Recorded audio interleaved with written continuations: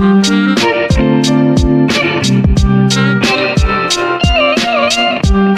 hello, hello! Bienvenue sur cette nouvelle vidéo. Ce sera une vidéo tag sur la tournée du Diamond Painting. Donc c'est le volume 4 de cette série de tags participatifs sur le thème du DP. C'est Charlotte Colory qui avait initié cette série de vidéos, et à la fin de chaque tag, on devait poser une question, et du coup, avec les questions qu'on pose, elle compose la partie suivante.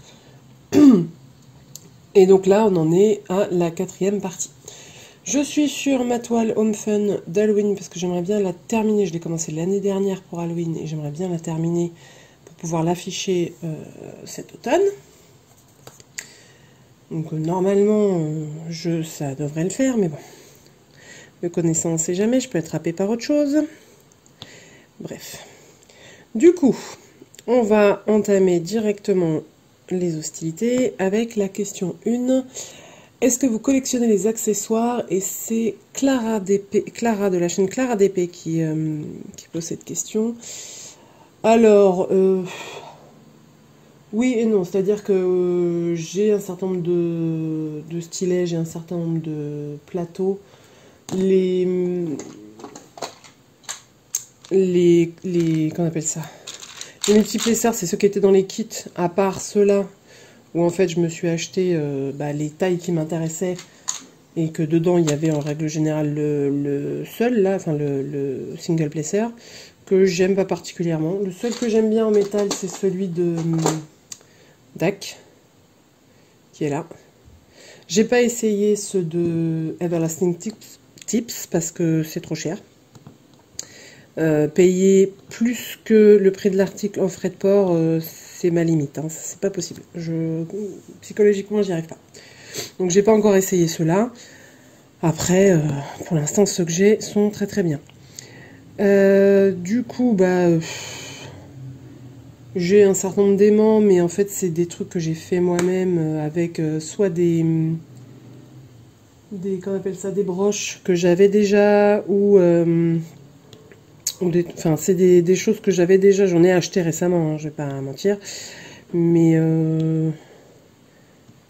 disons que je suis moins collectionneuse des accessoires que des toiles. Donc j'en ai, mais j'arrive largement à me raisonner, à me dire non mais c'est bon, des Coverminder t'en as déjà, des stylets t'en as 150, c'est bon, ça suffit. Donc pour l'instant ça va. Question 2. Que fais-tu de tes diamants restants? Et c'est Vanna, de la chaîne Vanna DP. Je jette. Je ne garde que les AB et les diamants spéciaux. Le reste, je jette. Rond, carré, résine, acrylique, je bazarde. Et je bazarde dans mon chaudron. Et quand il est plein, j'ai le frère de mon meilleur ami qui est artiste et qui fait des trucs avec. Donc je le mets dans un sachet et je lui donne et il fait sa vie avec. Donc moi je garde pas, et je garde mes diamants spéciaux et mes diamants AB dans ce système Art Dot. Et il y en a un que m'a offert Katharina de la chaîne KitKat Diamond Painting pour mon anniversaire, et je la remercie énormément parce que franchement j'adore ces systèmes, ils sont super pratiques. Je me suis fait qu'on appelle ça un fichier Excel pour savoir ce que j'ai dans quel pot. Donc sur le pot j'ai mis un numéro, et après dans le fichier Excel je mets quelle couleur c'est, d'où ça vient, carré, rond, strass ou AB. Comme ça, si j'ai un doute sur par exemple la provenance pour pouvoir en racheter, parce que bon, la couleur je fais un petit peu avec la toile et au visuel, mais c'est surtout, en fait j'ai fait ça surtout pour savoir où racheter les diamants si jamais j'en avais besoin. Alors après bon, j'en ai pas mal qui viennent de DIY Moonshop, et malheureusement et voilà, malheureusement c'est foutu, on n'en aura plus, mais bon, c'est comme ça, c'est la vie, hein. Et bref. Et sinon, j'ai aussi fait ça pour tous les diamants que j'ai achetés sur AliExpress pour savoir quel vendeur, chez quel vendeur il faut que je me réapprovisionne. Tout simplement. Question 3. Est-ce que vous utilisez Coverminder pour faire vos toiles? Alors, c'est de Kikou et les créas de Céliane. Et je pense que ça se voit. Voilà. Alors, sur cette toile-là, et c'est assez rare, voire exceptionnel, j'ai découpé des carrés directement, ce que je ne fais jamais. La plupart du temps, je laisse la protection complète et je coupe au fur et à mesure. Là, l'année dernière, j'avais dû me dire, ah bah c'est bon, comme ça, ça m'obligera à faire un carré, j'irai plus vite, machin. Bref, vous savez, les idées un peu débiles qu'on peut avoir en début de projet en se disant, ouais, c'est bon, je suis pleine de motivation, je vais y arriver, et au final, t'es happé par autre chose. Voilà, c'était ça. Mais bon. Donc oui, j'utilise des Coverminder et j'utilise des Needleminder, même si pour moi c'est exactement la même chose. J'utilise indifféremment mes aimants pour le DP et pour le point de croix. Je les utilise en fonction de mon envie, du moment. Donc là, en ce moment, j'ai très très envie d'Halloween. Donc Halloween, automne, donc voilà, j'en ai fait tomber un. Voilà, donc Halloween, automne, on est là-dessus. Oups, il est tout sale.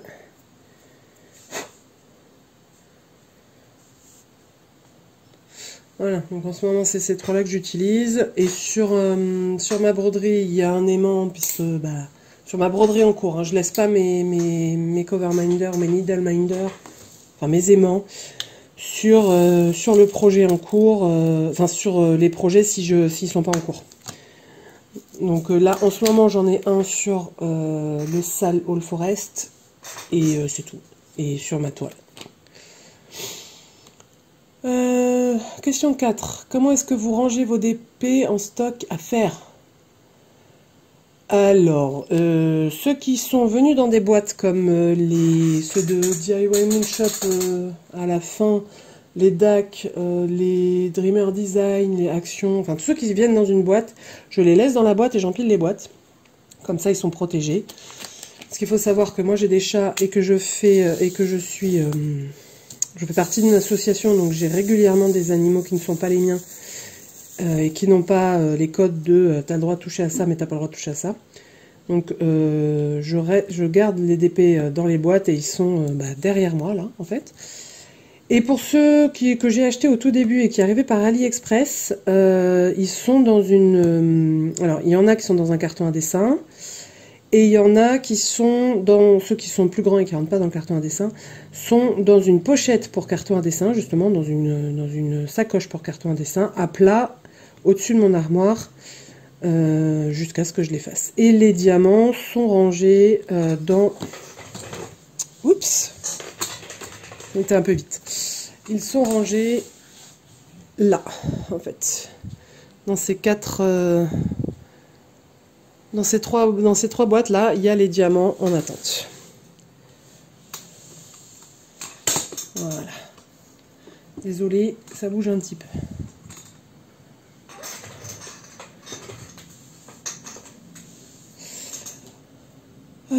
5. Raconte-nous quelque chose chez toi sur n'importe quel sujet qu'on ne sait pas sur toi.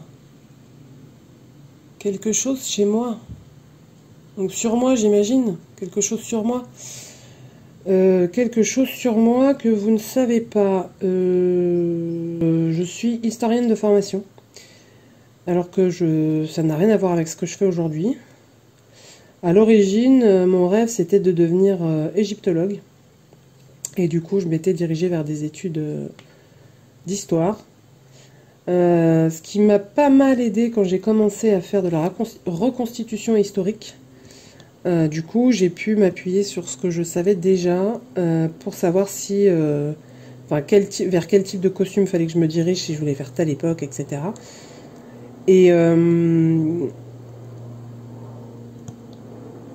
Et ça m'a aussi pas mal aidé pendant les reconstitutions, justement, à savoir un petit peu dans quel type de structure j'allais mettre les pieds. Par exemple, si je vais à Vaux-le-Vicomte ou si je vais à Fontainebleau, c'est pas la même époque. Si je vais à Versailles ou si je vais à Vincennes, etc., etc. Alors, je vous parle des châteaux qui sont à ma portée, hein, parce que bon, moi j'habite en région parisienne. Mais voilà.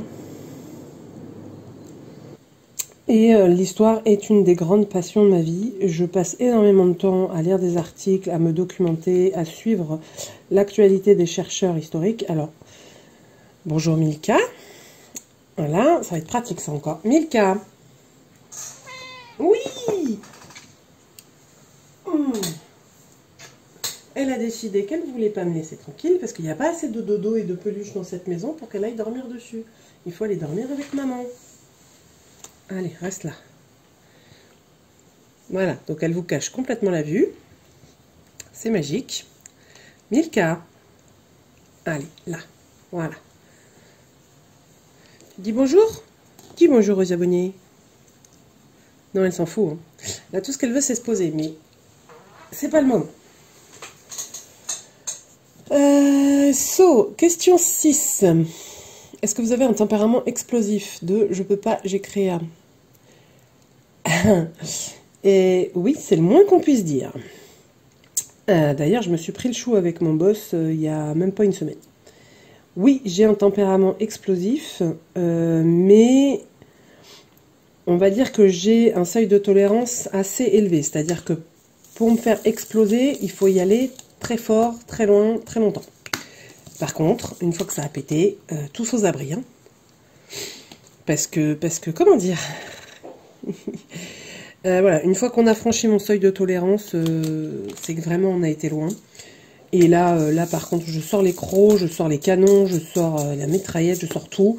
Et là, que Dieu vous vienne en aide, quoi.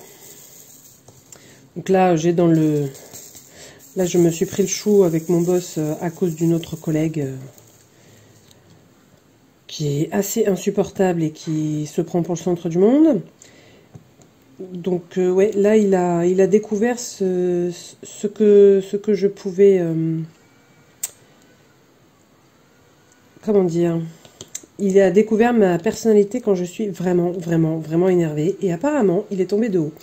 Alors que pendant mon entretien d'embauche, je lui ai dit: j'ai mauvais caractère, je suis rancunière et j'ai la mémoire longue. Il n'a pas voulu me croire. Ah bah, il va morfler, hein. Moi, je vous le dis, il va morfler. Mais bon, c'est comme ça. Question 7. Quel est votre thème préféré en Diamond Painting? De Karine et les Diamond Painting. Et le Diamond Painting, pardon. Quel est mon thème préféré? Je suis pas sûre d'avoir un thème préféré.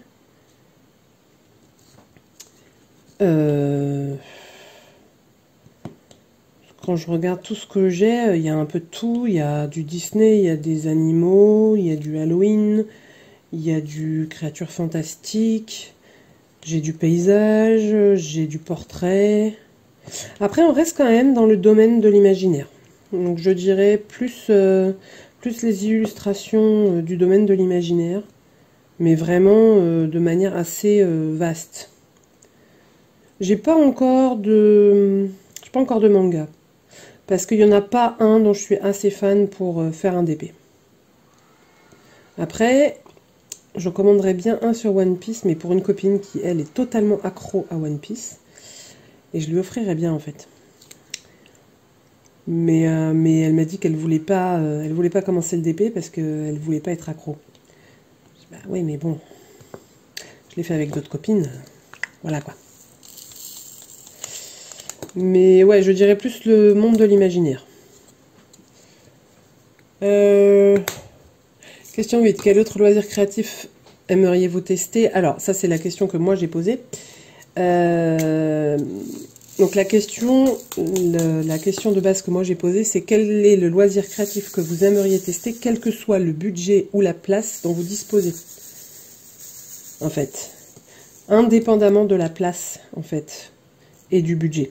Si on vous proposait de choisir n'importe quel loisir créatif à tester, même s'il vous faut un hangar à bateau pour ça, lequel vous choisiriez?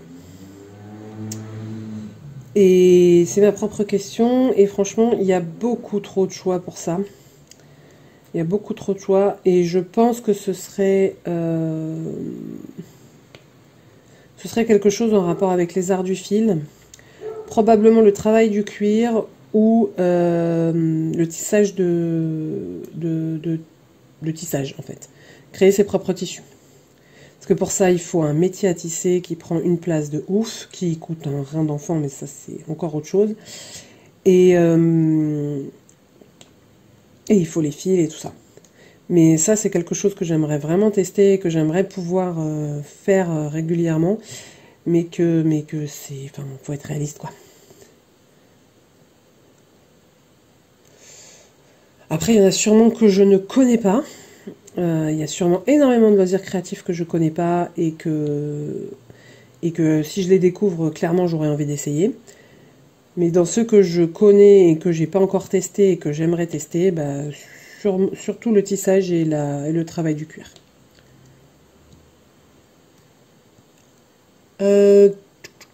Question 9, en point de croix. Quel CT aimez-vous travailler? Moi, je préfère travailler sur du 18 CT, 18-20 CT. Au-delà, ça me gêne pas. J'ai déjà travaillé jusqu'à du 32 CT. Mais ma préférence va vers le 18-20 CT. Le 25 me gêne pas du tout. J'ai plusieurs toiles en 25 CT qui sont en cours. Alors évidemment, en 25 CT, en règle générale, c'est du HAED, donc c'est long. Mais c'est pas la taille qui me dérange. Moi, après, c'est plus le type de toile, en fait. C'est plus vers un type de toile que je vais me diriger. Je peux avoir envie de faire sur de l'Aïda, je peux avoir envie de faire de l'étamine. Je suis moins fan du lin. Alors, j'adore le résultat qu'il y a sur le lin, mais je suis moins fan de broder sur le lin parce que c'est un peu moins régulier. Alors, c'est l'avantage que certaines y trouvent, et grand bien leur face, enfin, c'est leur ressenti, il n'y a pas de souci là-dessus. Moi, j'aime bien quand c'est propre, entre guillemets. Quand mes deux croix, elles sont à la même hauteur, etc. Sur du lin, ça peut arriver que ce soit pas le cas, parce que justement, c'est une matière naturelle, et que le tissu travaille. Donc... mais c'est ma préférence. Après, j'aime beaucoup le rendu qu'a une broderie sur du lin. Hein. Parce que c'est fin, c'est naturel. Après, le problème du lin aussi, c'est les couleurs. Parce que quand on prend du lin naturel, ça n'a pas du tout la même tenue que quand on prend un lin qui a été teinté, par exemple. Parce que du coup, la teinture fait jouer le tissu. Donc le lin est une matière naturelle, du coup, c'est, je trouve, un peu plus compliqué à travailler. Mais ça a un beau rendu. Question 10. Que pense votre entourage de votre passion? Ma mère trouve que j'ai trop de choses. Et mes amis, je pense, ne comprennent pas que je puisse passer des plombes penchées sur un ouvrage de point de croix. Alors, quand on parle de couture, c'est autre chose. Parce que du coup, j'ai une partie de mes amis qui a la même passion. J'ai une amie à qui je peux faire essayer tout et n'importe quoi en matière de loisirs créatifs. Elle va tout vouloir tester. Après, elle aimera ce qu'elle aimera, mais elle va tout vouloir tester. Et donc, elle comprend parfaitement que je sois happée par beaucoup de choses. Mais les autres me regardent un peu avec indulgence, on va dire. C'est-à-dire qu'ils vont jamais me faire de réflexion, ils me laissent faire ce que je veux, il n'y a pas de souci, voire même ils m'offrent des trucs selon ma passion du moment. Ça, c'est pas le problème. Mais disons qu'ils vont me regarder avec un petit sourire en disant « mais elle est un petit peu folle quand même ». Après, ils ont des passions qui leur sont propres et voilà, hein, enfin, c'est pas... Mais on va dire que c'est gentillet, quoi. 11. Préférez-vous des toiles avec ou sans AB? Ça dépend de la toile. Là-dessus, par exemple, sur ce type de... Enfin, sur cette toile-là, je vois pas l'intérêt de mettre du AB ou du strass. Parce que c'est censé être un tableau assez sombre, justement. Donc, mettre du AB pour illuminer, ça n'a pas d'intérêt. Alors que sur ma toile où j'ai la petite fée des fraises, là, avec le dragon, de Carhartt, franchement, ça vaut ça vaut totalement le coup de mettre des AB, des strass et d'illuminer la toile. Donc c'est pas une question de mettre des AB pour mettre des AB, ça dépend de l'image en fait. Après, j'adore travailler avec des diamants spéciaux, des strass, des AB, si ça apporte quelque chose à l'image. Parce que sinon j'en vois pas l'intérêt. Après, ce que j'aimerais tester une fois, c'est une toile tout en strass. Mais j'arrive pas à trouver une image qui me plaise vraiment et qui passe tout en strass. C'est-à-dire qu'ils ne deviennent pas, sur lesquels ça ne manque pas de subtilité au niveau des couleurs. Et le problème, c'est que les images que j'aime sont trop complexes pour passer tout en strass. Donc un jour, je trouverai probablement une image assez cartoon qui passe tout en strass. Après, il faudrait que je vois s'il y a des vendeurs qui font des persos tout en strass. Et dans ce cas-là, j'en ferai peut-être faire avec des images simples, on va dire. Mais ça, j'aimerais bien tester.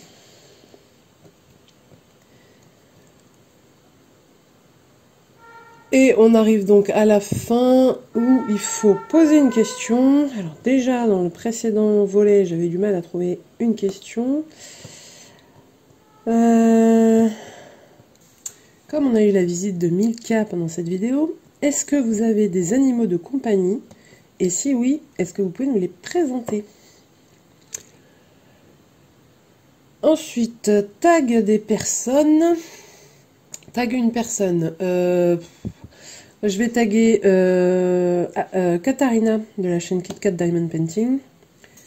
Je pense que c'est le genre de tag qu'elle aimerait faire. Et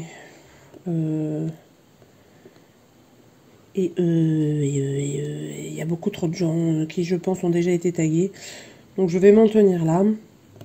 Et puis sentez-vous évidemment libre de répondre aux questions, que ce soit en commentaire sur les réseaux sociaux ou en vidéo si vous avez une chaîne YouTube. Et n'hésitez pas à me dire ce que vous avez pensé de mes réponses en commentaire, à liker la vidéo, à partager et à vous abonner. Je vous souhaite une bonne fin de journée et je vous dis à bientôt dans une prochaine vidéo. Bye!